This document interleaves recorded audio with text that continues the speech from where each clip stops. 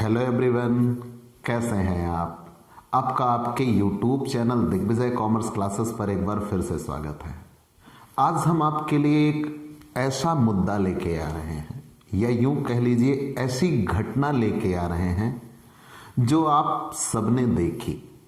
इसके बहुत पहले भी ये हो चुका था, लेकिन चूंकि तब वो हमारा प्रत्यक्ष अनुभव नहीं था, हम कह सकते हैं वो हमारे ज़माने में नहीं हुआ था, लेकिन जो हमारे ज़माने में हुआ उसको हमने महसूस किया।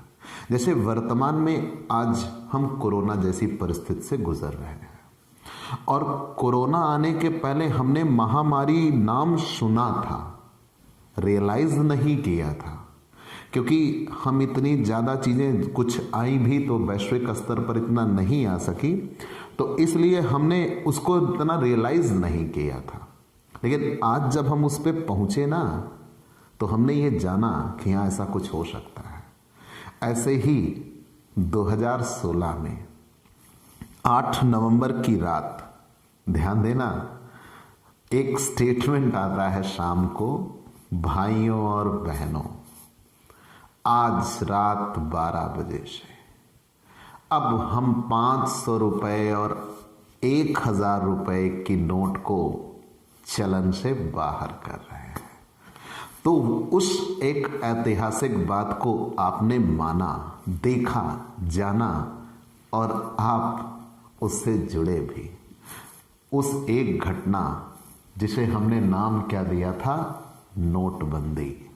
आज उसके बारे में हम आपको सब कुछ, क्या है नोटबंदी, या नोटबंदी की क्यों जाती है, और इसके फायदे या घाटे क्या बनते हैं, इन बातों की हम चर्चा करने जा रहे हैं।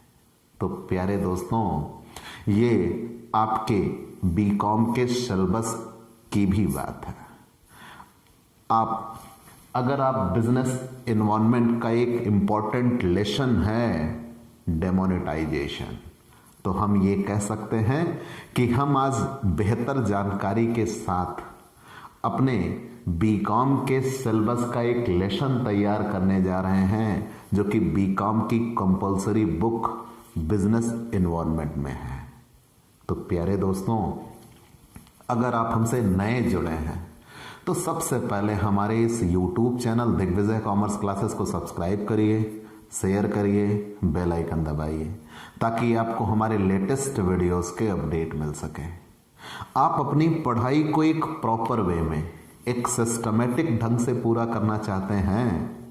आप ये चाहते हैं कि आपका वो नज़रिया, वो क्लासरूम पढ़ाई, वो ऑफलाइन पढ़ाई आपके लिए जो सबसे बेहतर थी वैसी क्लासेस मिलें, उससे बेहतर अंदाज में मिलें, तो आप हमारे इस यूट्यूब चैनल के ज़रिए आप हमसे पेड क्लास ले सकते हैं। पेड क्लास पाने के लिए आप हमारे व्हाट्सएप नंबर पर व्हाट्सएप करिए, मैसेज करिए, आपको पेड क्लास की पूरी जानकारी दे दी जाएगी, जिसमें बहुत थोड़े से शुल्क का भुगतान करके आप हमसे एक रेगुलर क्लास पाते हैं। पीडीएफ मिलेगा, डाउट सेशन रखा जाएगा, क्वेश्चन पेपर सॉल्व कराए जाएंगे। तो ये सब कुछ पाने के लिए आप हमसे पेड क्लास लीजिए। प्यारे दोस्तों, इस YouTube चैनल पर आप बीकॉम और एमकॉम के हर एक सब्जेक्ट, चाहे वो थ्योरेटिकल सब्जेक्ट हो या न्यूमेरिकल, उसकी स्पेशल कोचिंग क्लासेस यहाँ आपको मिल जाती हैं। आप बेहतर जानकारी के साथ अपनी एग्ज़ाम प्रिपरेशन कर पाते हैं।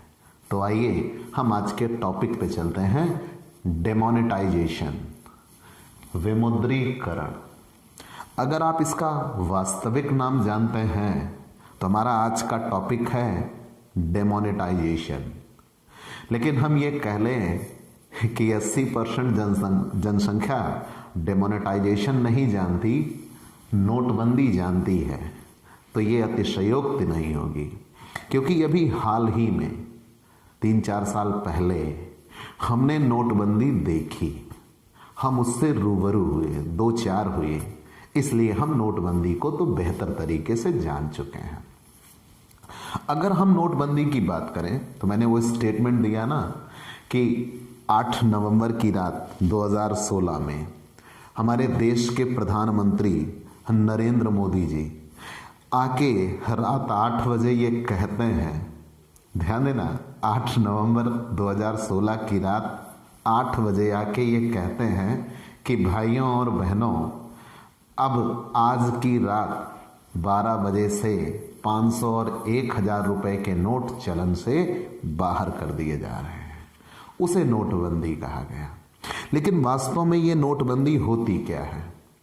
हमने अब नोटबंदी शब्द का हम बार बार इस्तेमाल नहीं करेंगे, हम डेमोनेटाइजेशन का इस्तेमाल करेंगे, क्योंकि इसका वास्तविक नाम डेमोनेटाइजेशन होता है। ठीक है, विमुद्रीकरण। डेमोनेटाइजेशन का हिंदी अर्थ है विमुद्रीकरण, अर्थात कानूनी रूप से किसी मुद्रा की इकाई की स्थिति या मूल्य को अमान्य कर देना ही डेमोनेटाइजेशन कहलाता है। फिर से जान लीजिए, हमने क्या कहा? डेमोनेटाइजेशन का हिंदी नाम होता है विमुद्रीकरण, अर्थात कानूनी रूप से किसी मुद्रा की इकाई या स्थिति को अगर अमान्य कर दिया जाए तो वही डेमोनेटाइजेशन कहलाता है। मतलब संक्षेप में हम कह सकते हैं कि विमुद्रीकरण एक प्रक्रिया है। डेमोनेटाइजेशन इज ए प्रोसेस। विमुद्रीकरण एक प्रक्रिया है जिसके तहत हमारे देश या किसी देश की सरकार अपने देश की किसी मुद्रा को कानूनी तौर पर अमान्य घोषित कर देती है, प्रतिबंधित कर देती है। अर्थात प्रतिबंध के बाद उस मुद्रा की कोई कीमत नहीं रह जाती।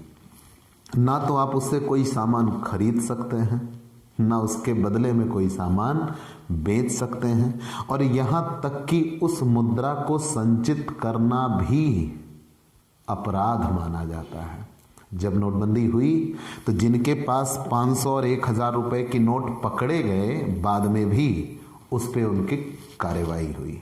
ठीक है, यहाँ तक कि उस नोट को अपने पास रखना भी अपराध माना जाता है। ठीक है, चलिए हमने बता दिया।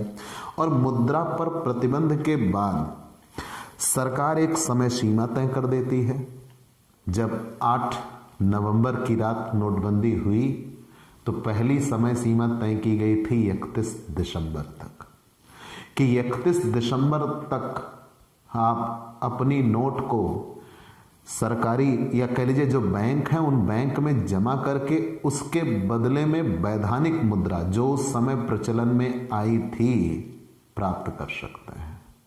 ठीक है, ऐसा हुआ भी। तब नई नोट आई 2000 की और 500 की, हमें वो नोटें मिली। तो वहां यह कहा गया कि जो उस समय की वैधानिक मुद्रा होगी आप वो प्राप्त कर सकते हैं। और फिर बाद में वो गाइडलाइन बढ़ाया गया था, 31 मार्च तक कर दिया गया था 2017 तक, लेकिन उसके बाद नहीं बढ़ाया गया। तो आप ये जानते रहिए मैंने क्या कहा, डेमोनेटाइजेशन का हिंदी नाम होता है विमुद्रीकरण। वास्तव में कानूनी रूप से किसी मुद्रा की इकाई या स्थिति को अमान्य कर देना ही डेमोनेटाइजेशन कहलाता है। जब किसी देश की सरकार अपने देश की किसी वैधानिक मुद्रा को चलन से बाहर घोषित कर दे, मतलब उस मुद्रा को अमान्य कर दे और ये कह दे, वास्तव में हमने ये कहा कि विमुद्रीकरण एक प्रक्रिया है जिसके तहत किसी देश की सरकार अपने देश की किसी मुद्रा को चलन से बाहर कर देती है, प्रतिबंधित कर देती है, अमान्य कर देती है, उसे ही विमुद्रीकरण कहा जाता है। अब उस मुद्रा के बदले में आप ना तो कोई सामान खरीद सकते हैं और ना ही उससे कोई सामान बेच सकते हैं। यहां तक कि उस मुद्रा का संचय करना भी अपराध माना जाता है। अगर आपके पास वो नोट हैं जिनको सरकार ने बंद कर दिया है तो आप उस नोट को, सरकार एक समय सीमा तय करती है, उस समय सीमा के भीतर बैंकों में जमा करके उससे जो उस समय वैधानिक मुद्रा प्रचलन में होगी वो ले सकते हैं। जैसे 500 और 1000 रुपए की जब नोट बंद की गई तो हमने जितनी भी हमारे पास नोटें थी 500 और 1000 रुपए की नोट को बैंकों में जमा कर दिया और बैंकों में जमा करके उसके बदले में हमने उस समय के जो नोट थे 100 के, 50 के, 20 के, 10 के, यहाँ तक कि सिक्के भी मिल रहे थे, वो हमें मिले। और दूसरी चीज़ ध्यान देना, मैं क्या कह रहा हूँ, दूसरी चीज़ फिर नई करेंसी आई 2000 की और 500 की, वो हमें मिली। मतलब ये कि हमारे पास जो नोट सरकार ने प्रतिबंधित कर दिया है, अगर वो हो, उस नोट को हम बैंक में जमा करके उस नोट के बदले में नई करेंसी प्राप्त कर सकते हैं, जो कि प्रचलन में होगी। ठीक है, ये सभी नोट अगर हमारे पास रखे हुए हैं जो प्रतिबंधित किए गए हैं, तो वो कागज के टुकड़े या रद्दी के बराबर होंगे, उनका कोई भी मूल्य नहीं रह जाता। और अगर सरकार जान पा गई ना, तो सजा के हकदार भी होंगे, क्योंकि उस नोट का संचय करना पूरी तरह से अवैध है। चलिए मान लिया, भारत का विमुद्रीकरण अंतरराष्ट्रीय आर्थिक इतिहास में इस अर्थ में एक अभूतपूर्व घटना थी। क्यों?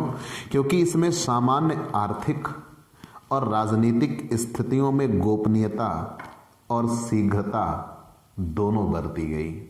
ऐसा क्यों? कारण यह है कि अगर हम गोपनीयता या शीघ्रता ना दिखाते तो नोटबंदी सफल नहीं हो सकती थी। कारण लोगों को फिर से मौका मिल जाता। भाई, सरकार जिस उद्देश्य के मद्देनजर इसको ऐसा करती है, अगर वो उद्देश्य ही नहीं पूरा हो पाएगा तो जहां तक मुझे नोटबंदी का इतिहास पता है या जो न्यूज तक में आ पाया, नरेंद्र मोदी ने respected prime minister Narendra Modi ji ने हमारे देश के इकोनॉमिस्ट को बुलाया, अर्थशास्त्रियों को, और उनकी मीटिंग हुई।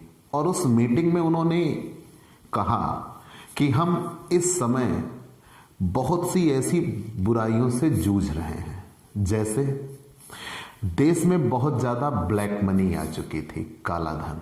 और कोई भी व्यक्ति अगर ब्लैक मनी करता है तो वो बड़ी नोट में करता है, ये श्योर है। क्योंकि आप एक एक रुपए जमा करके रखिएगा तो कितना रखिएगा, ठीक? तो जो भी व्यक्ति ब्लैक मनी करता है या काला धन सृजित करता है, वो बड़ी नोटों में रखता है। दूसरी बात, लोगों में यह टेंडेंसी बन चली थी कि हम नकद लेन देन की ओर ज्यादा बढ़ चले थे। ध्यान देना, नकद लेन देन की ओर ज्यादा बढ़ चले थे। जब नकद लेन देन हम ज्यादा कर रहे थे, तो इससे क्या हो रहा था कि काला धन बन रहा था, ब्लैक मनी और बन रही थी। और नरेंद्र मोदी जी ने यह चाहा कि कहीं ना कहीं कैसे भी करके ये रुके। दूसरी बात, उधर जितने भी आतंकवादी संगठन वगैरह थे, उन्होंने भी ये 500 और 1000 रुपए के नोट काफी ज्यादा मात्रा में इकट्ठा कर रखे थे। और दूसरी बात, उन्होंने ऐसी प्रेसें भी बना ली थी, ऐसी प्रेस भी बना ली थी जिनके जरिए वो नकली नोट छाप रहे थे।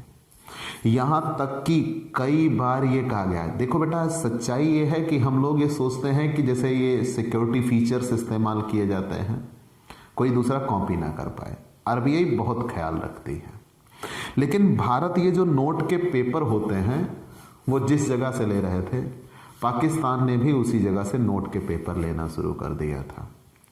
तो जब उसी जगह से नोट के पेपर लेना शुरू कर दिया था, और आतंकवादियों के द्वारा भी वो नकली नोट छापे जाने लगे थे, और वो नकली नोट बिल्कुल असली जैसे होते थे, यहां तक कि आरबीआई का गवर्नर भी उनमें भेद नहीं कर सकता था। इतनी ज्यादा नकली या जाली मुद्रा बाजार में आ चली थी। तो ये चीजें उस समय तक बहुत प्रचंड मात्रा में थी, और जितने भी नक्सली, उग्रवादी, आतंकवादी थे, उन सब की ये ताकत बन बैठे थे। तो नरेंद्र मोदी जी ने कहा क्या किया जाए। तो अनिल बोकिल, हाँ, नाम नहीं सुना होगा आपने, अनिल बोकिल एक हमारे यहाँ के इकोनॉमिस्ट हैं। उन्होंने ये कहा, भाई सबको बराबर बोलने का मौका दिया गया। उन्होंने ये कहा था, ये नोटबंदी होने के 9 महीने पहले की वारदात है। उन्होंने ये कहा कि मेरे विचार में देश के जितने भी बड़े नोट हैं, तत्काल प्रभाव में उनको बंद कर दिया जाए, नए नोट लाए जाए। नरेंद्र मोदी जी ने उनकी बात को 9 मिनट तक सुना था, कोई रिएक्शन नहीं दिया था। और वो रिएक्शन 8 नवंबर 2016 को आया नोटबंदी करके। ठीक है, तो ये जानते रहिएगा कि किसी भी देश की सरकार अगर देश के किसी भी मुद्रा को प्रतिबंधित कर दे उसे ही नोटबंदी कहा जाता है। क्लियर? तो मैंने ये कहा कि नोटबंदी या विमुद्रीकरण जिसे कहते हैं, अति मुद्रास्फीति, युद्ध, राजनीतिक उथल पुथल या अन्य प्रचंड परिस्थितियों के संदर्भ के लिए भी किए गए, लेकिन भारतीय अर्थव्यवस्था स्थिर, बृहत अर्थव्यवस्था और प्रभावशाली सुधारों के आधार पर विश्व में सर्वाधिक तेजी से बढ़ रही अर्थव्यवस्था है। तो भारत में जो डिमोनेटाइजेशन हुआ 8 नवंबर 2016 को, ये एक ऐतिहासिक घटना थी और किसी भी देश की सरकार ने 92% मुद्रा को चलन से बाहर कर दिया था। ये इतना बड़ा निर्णय था। 92%, मतलब उस समय भारत देश में जितनी मनी ऑफ सप्लाई थी 500 और 1000 रुपए की नोट के जरिए पूरे देश में 92% मुद्रा थी और पूरी मुद्रा को चलन से बाहर कर दिया। अब अगर आपसे यह पूछा जाए कि नोटबंदी का मुख्य उद्देश्य क्या था, या हम यूं कहें विमुद्रीकरण क्यों हुआ, तो मैंने आपको ये तत्कालीन परिस्थितियां बताई ना कि देश में काला धन बहुत ज्यादा हो चला था। लोगों के द्वारा नकद सामान खरीदने की प्रवृत्ति बढ़ चली थी। और दूसरी चीज यह है कि जब नकद सामान खरीदने जाते हैं तो हम ज्यादा से ज्यादा मुद्रा सृजित होती है, ज्यादा से ज्यादा मुद्रा अपने पास सहेजना शुरू कर देते हैं, चूंकि उस पर हम टैक्स आदि से बचना चाहते हैं, इसलिए लोग नकद लेन देन की ओर बढ़ चलते हैं। और तो ब्लैक मनी जनरेट होती है, और जब ब्लैक मनी आएगी एक समानांतर अर्थव्यवस्था विकसित हो जाएगी। ध्यान देना, एक ऐसी अर्थव्यवस्था जिसका कोई हिसाब किताब नहीं होगा। वर्तमान में वो मुद्रा बाजार में होगी लेकिन वो कहीं भी लिखित या लेखांकित नहीं होगी, उसे काला धन कहते हैं। और काला धन किसी भी देश की अर्थव्यवस्था पे बहुत गहरी चोट मारता है। उस पर कोई सरकार को टैक्स आदि नहीं मिल रहा होता है। और दूसरी चीज, हमारे यहां जितने भी नक्सलवाद, अपराध, हवाला कारोबार, रियल एस्टेट के, ये जितने भी हवाला कारोबार के जरिए ही देश में एक स्थान से दूसरे स्थान तक पैसे भेजे जाते हैं। तो ये सारी कारोबार बहुत ज्यादा मात्रा में आ चले थे और इन पर एक तगड़ी चोट देना आवश्यक था। और ये जितने भी कारोबार होते हैं ये सब बड़ी नोटों में होते हैं, क्योंकि छोटी नोटों में ये नहीं किया जाएगा। तो मैंने कहा ना कि अर्थव्यवस्था की मुख्य धारा में हमारे यहाँ जमाखोरी, काला धन, अर्थव्यवस्था की मुख्य धारा में काले धन के रूप में मुद्रा के बाहर आ जाने से केवल उस देश की अर्थव्यवस्था को ही हानि नहीं पहुंचती बल्कि यह देश की सुरक्षा के लिए भी एक बड़ी चुनौती बन जाता है। क्यों? क्योंकि यह काला धन ही देश में आतंकवाद, नक्सलवाद, अपराध, हवाला कारोबार और तस्करी का मुख्य पोषक बन जाता है। साथ ही दुश्मन देश इस आपराधिक गतिविधियों की आड़ में देश में जाली मुद्रा की भारी मात्रा में झोंक कर देश की आर्थिक व्यवस्था को पंगु बनाने की साजिश करते हैं। मैंने उदाहरण भी दिया, किसका? पाकिस्तान का। तो हमने यहां ये बताया कि नोटबंदी किन हालातों में की गई। अगर आप ये जानना चाहो तो यहां कई स्टेटमेंट आपको मिलेंगे, सबका अपना अपना नजरिया रहा है। यहां तक ये कहा गया कि जो नोटबंदी हुई थी, चूंकि देश में ब्लैक मनी बहुत ज्यादा हो चली थी, हमारे यहां टैक्स पेयर बहुत कम है, मतलब इतनी बड़ी जनसंख्या में से 2 से 3% के आसपास लोग टैक्स देते हैं, बाकी लोग टैक्स नहीं देते। अब ऐसा नहीं है कि रूल, मतलब ये है कि उनके द्वारा कहीं ना कहीं कोई ना कोई उपाय करके टैक्स की चोरी कर ही ली जाती है। और दूसरी चीज ये है कि जब टैक्स नहीं देंगे तो ब्लैक मनी जनरेट हो रही है, और जब ब्लैक मनी जनरेट हो रही है तो उससे वो सामान खरीदते हैं, नकद खरीदते हैं, और जब नकद खरीदते हैं तो कहीं ना कहीं वो ब्लैक मनी और बढ़ाते हैं। महंगाई भी इससे बढ़ रही होती है, मुद्रास्फीति भी आती है।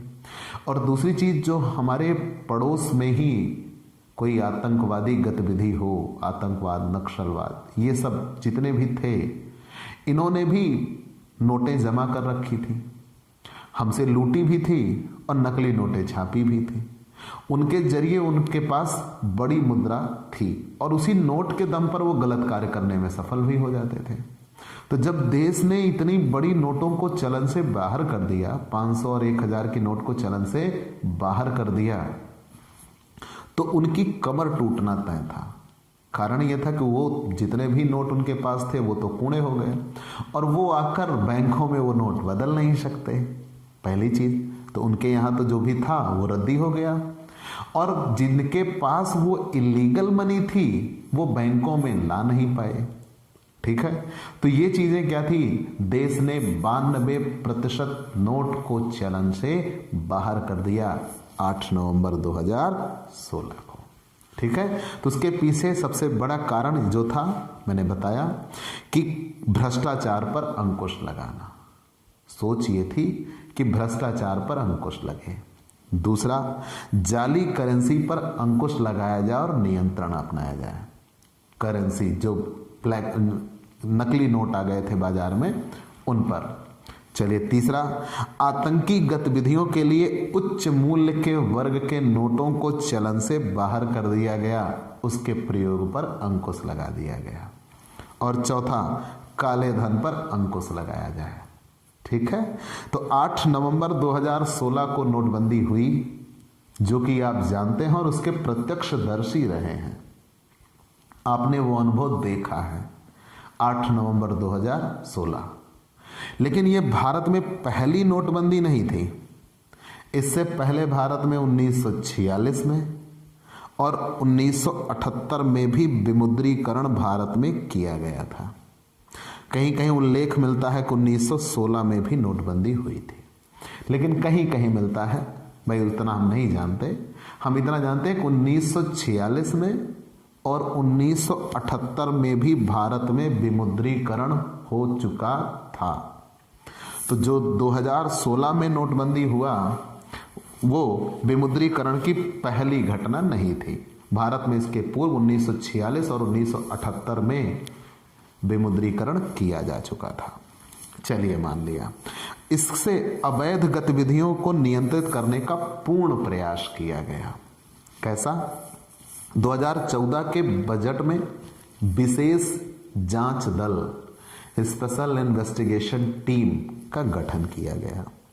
काला धन और करारोपण अधिनियम 2015 लाया गया। फिर बेनामी लेन देन अधिनियम 2016 लाया गया।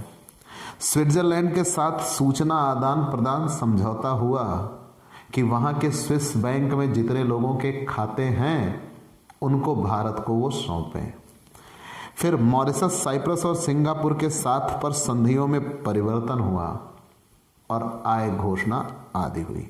चलिए, ये सब तो हमने जान लिया, लेकिन अब कुछ लोगों का दृष्टिकोण जानते हैं। जब नोटबंदी हुई तो उस समय हमारे यहाँ रघुराम राजन जी हुआ करते थे, फिर उनके स्थान पर उर्जेतार पटेल आए।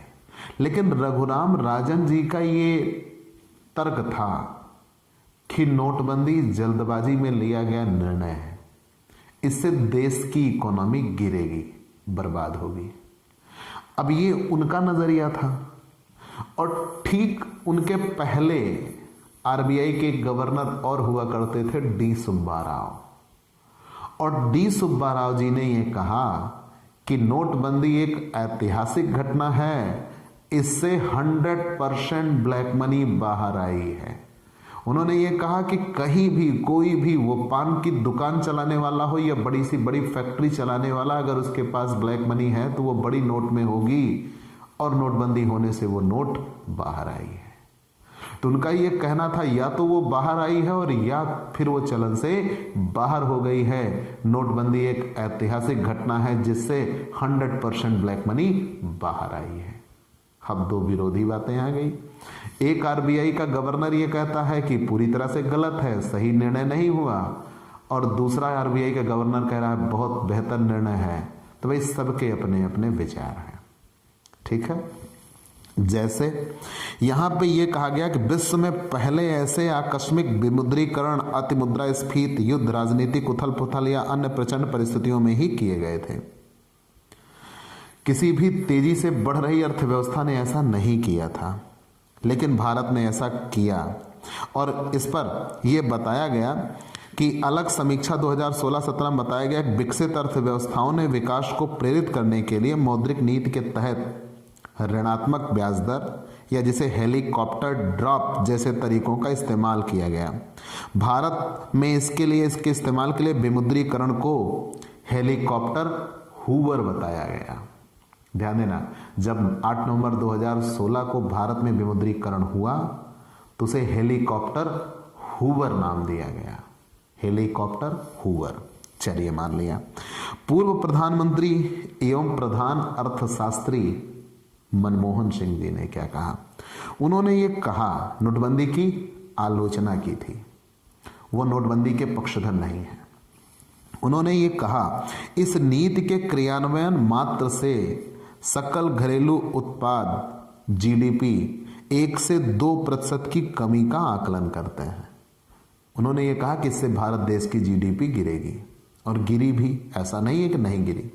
उन्होंने जीडीपी गिरने का आकलन किया और यह कहा, इसकी आलोचना करते हुए वह इसे नरक की ओर जाती हुई एक ऐसी सड़क की संज्ञा देते हैं जिसका निर्माण अच्छे मनोभाव से किया गया है। तो उन्होंने कहा कि एक अच्छा मनोभाव है, विचार तो अच्छा है, लेकिन यह सिर्फ और सिर्फ एक नरक की ओर जाती हुई सड़क है। मतलब सड़क बनाई है, बेहतर बनाई है, लेकिन ये जा रही है गलत दिशा की ओर। ये मनमोहन सिंह जी के विचार थे। दूसरा, नोबेल पुरस्कार विजेता अमर्त्य सेन ने केंद्र सरकार के नोटबंदी के फैसले की आलोचना की और उन्होंने सरकार के नोटबंदी के इरादे और लागू करने के तरीके पर सवाल उठाया और इसे एक निरंकुश निर्णय बताया। तो मैंने पहले ही कहा कि ये सबकी अपनी अपनी एक मानसिकता, अपना अपना एक विचार था। लोगों ने दिया, किसी ने इस बात का समर्थन किया है तो किसी ने इस बात का विरोध किया। मंशा सही थी, मैं अपना मत अगर दूं तो मंशा सही थी, इरादे सही थे, तरीका भी सही था, लेकिन कहीं ना कहीं बैंकों ने इसमें फेलियर पॉइंट निभाया। वो सही से इस चीज को लागू नहीं कर पाए। देश की जनता परेशान भी हुई, लेकिन फिर भी काफी हद तक इससे हमें बहुत राहत मिली है। चलिए मान लिया। विमुद्रीकरण के प्रभाव क्या हुए? आपने डेमोनेटाइजेशन डाल लिया। तो भारत में डेमोनेटाइजेशन कब कब हुआ? 8 नवंबर 2016 को, और उसके पहले 1946 और 1978 में भी डेमोनेटाइजेशन हो चुका था। तो डेमोनेटाइजेशन का प्रभाव क्या हुआ? विमुद्रीकरण एक युगांतकारी कदम माना जाता है, मान लिया। तो मैंने बताया ना, जो केवल अर्थव्यवस्था अपितु सामाजिक आर्थिक ढांचे की तस्वीर को भी बदलने में सक्षम है। इससे केवल सकारात्मक प्रभाव ही पड़ेगा। भारत की विशेष स्थिति, जहां संसाधनों के वितरण में असमानता, ज्ञान एवं प्रौद्योगिकी अंतराल, आधार संरचनात्मक अंतराल का नीतिगत विभेद काफी अधिक है, के आलोक में इस नीति की सफलता एवं लक्ष्य प्राप्ति के सक्षम कुछ चुनौतियां भी विद्यमान है। क्या क्या प्रभाव पड़ा, हम सिलसिलेवार तरीके से पढ़ेंगे। मतलब अगर मैं जानना चाहूं कि नोटबंदी का भारत में क्या प्रभाव हुआ, तो सबसे पहले हम आर्थिक प्रभाव जानेंगे, फिर सामाजिक प्रभाव जानेंगे। आर्थिक प्रभाव क्या पड़ा? मनी सप्लाई, मैंने बताया ना, मनी सप्लाई। भारत देश की मुद्रा पूर्ति की 92% करेंसी को बैन कर दिया गया। तो 30 दिसंबर 2016 तक देश में चलन में मुद्रा की मात्रा में तेजी से गिरावट आई और बाद में दीर्घकालीन अवधि में इसमें सुधार किया गया। ठीक, एक चीज। दूसरा, भाई आप देश की 92% करेंसी को चलन से बाहर कर दे रहे हैं तो उस समय मुद्रा पूर्ति में गिरावट आएगी। फिर सिलसिलेवार तरीके से इसमें धीरे धीरे वृद्धि की गई। दूसरा, हवाला कारोबार। देश में एक स्थान से दूसरे स्थान तक जब नकद पैसों का ट्रांसफर होता है तो वो हवाला कारोबार के जरिए ही होता है। हम डिटेल में से फिर कभी बता देंगे। हवाला कारोबार, और जब से नोटबंदी हुई हवाला कारोबार काफी हद तक ठप हुए। इन पे बहुत गहरी चोट आई है। तीसरा, कैशलेस अर्थव्यवस्था की ओर हम बढ़ चले हैं।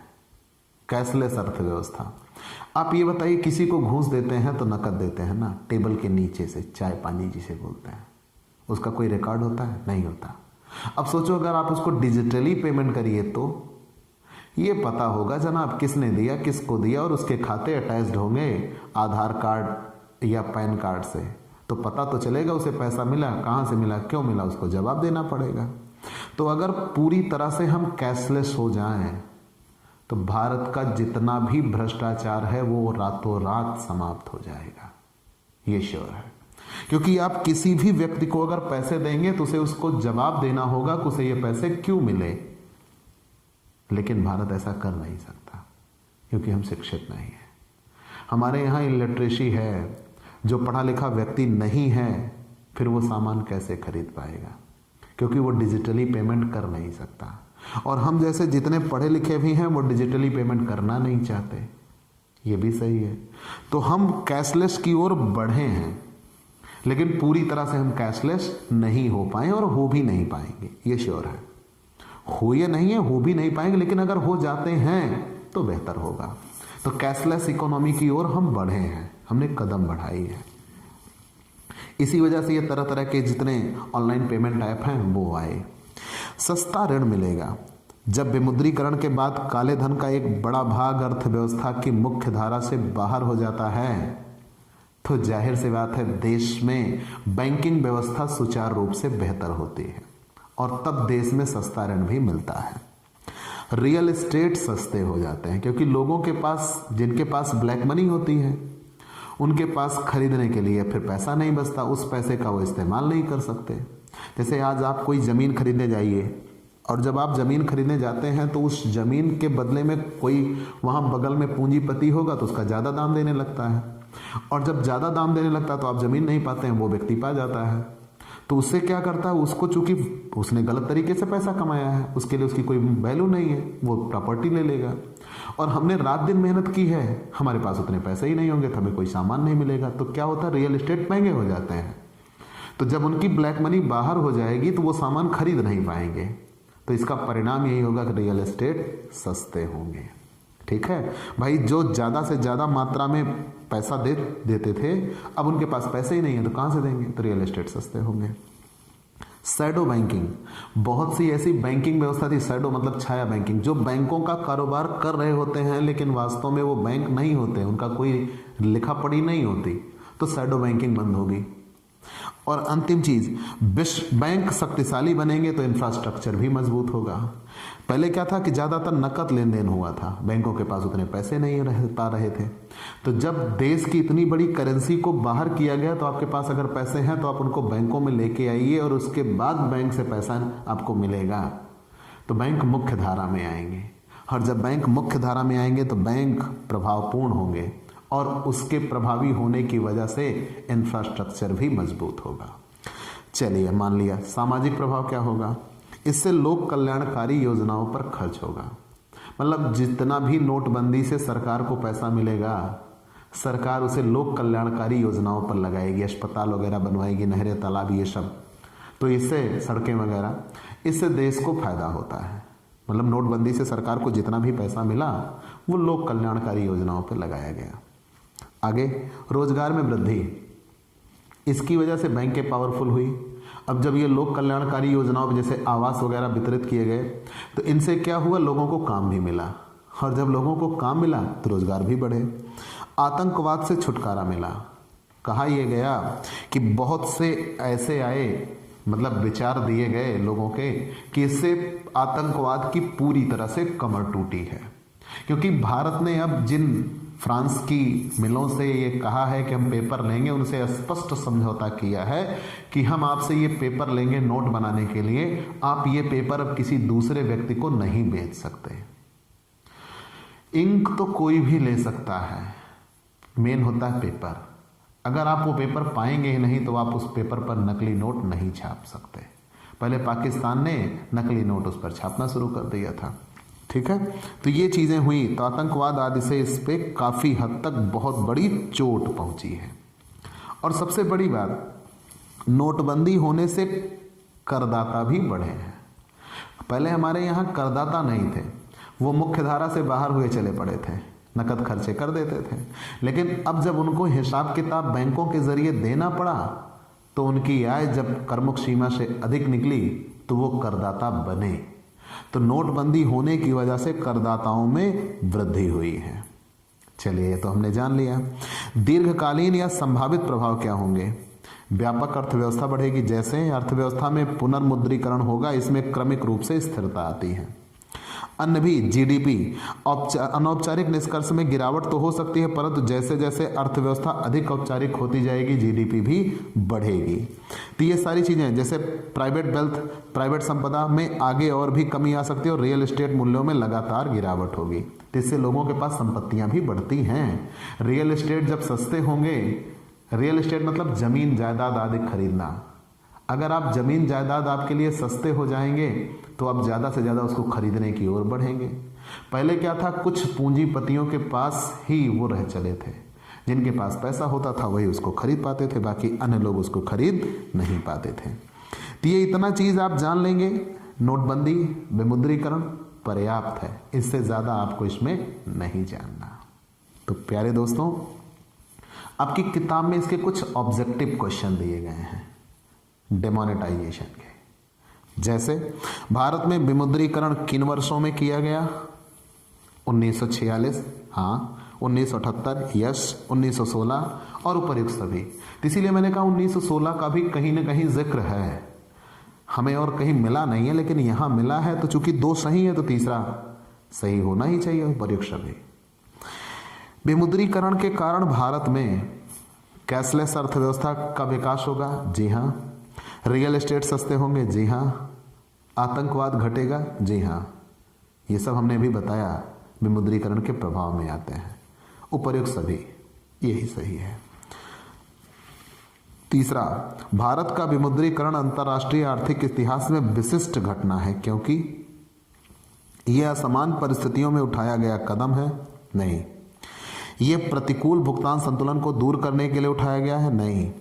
यह अति मुद्रास्फीति को कम करने के लिए उठाया गया, नहीं, क्योंकि ऐसा तो अन्य परिस्थितियों में होता था। लेकिन यह काले धन और नकली नोटों को नियंत्रित करने के लिए उठाया गया कदम, यश। जब यह लिया गया तो भारत इन्हीं दो चीजों से परेशान था। आगे बढ़ जाते हैं। विमुद्रीकरण के संभावित दूरगामी लाभ क्या क्या होंगे? डिजिटल भुगतान बढ़ेगा, हाँ। कैश टू जीडीपी रेशियो कम होगी, जी हाँ। नकद और कर राजस्व में वृद्धि होगी, ये भी सही था, उपर्युक्त सभी। आगे बढ़ गए। विमुद्रीकरण के कारण मुद्रास्फीति घटती है, जी हाँ। जब लोगों के पास ज्यादा पैसे नहीं होंगे तो बाजार से सारे पैसे कंट्रोल हुए, तो लोगों के पास अतिरिक्त पैसा जो आ चुका था वो बैंकों के पास पहुंच गया, तो उस समय जो महंगाई थी वो घटी। कुल मांग में कमी आएगी, जी हाँ। मांग तो घटती है, लोगों के पास पैसे नहीं होंगे, सामान कहां से खरीदेंगे, और काला धन भी नियंत्रित होगा, उपर्युक्त सभी। तो प्यारे दोस्तों, आपको ये क्लास कैसी लगी हमें ज़रूर बताइएगा। आप हमसे पेड क्लास ले सकते हैं। पेड क्लास पाने के लिए आप हमारे व्हाट्सएप नंबर पर व्हाट्सएप करिए, मैसेज करिए, आपको पेड क्लास की पूरी जानकारी दे दी जाएगी, जिसमें आप बहुत थोड़े से शुल्क का भुगतान करके हमसे एक रेगुलर क्लास पाते हैं। पीडीएफ मिलेगा, डाउट सेशन रखा जाएगा, क्वेश्चन पेपर सॉल्व कराए जाएंगे। तो ये सब कुछ पाने के लिए आप हमसे पेड क्लास ले सकते हैं। और अगर आप हमसे नए जुड़े हैं तो सबसे पहले हमारे इस YouTube channel Digvijay commerce classes को सब्सक्राइब करिए, शेयर करिए, बेल आइकन दबाइए, ताकि आपको हमारे लेटेस्ट वीडियोस के अपडेट मिल सके। ऐसे ही बेहतर से बेहतरीन टॉपिक पाने के लिए आप दिग्विजय कॉमर्स क्लासेस पर जुड़िए और बेहतर से बेहतर जानकारी के साथ आपका अपना सिलेबस भी पूरा होगा। एग्जाम प्रिपरेशन अच्छी जानकारी के साथ, यही तो देना हमारा मकसद है। तो कल हम एक नए टॉपिक के साथ आपसे फिर मिलेंगे। तो आज की क्लास में इतना ही। चलते हैं दोस्तों, बाय बाय दोस्तों।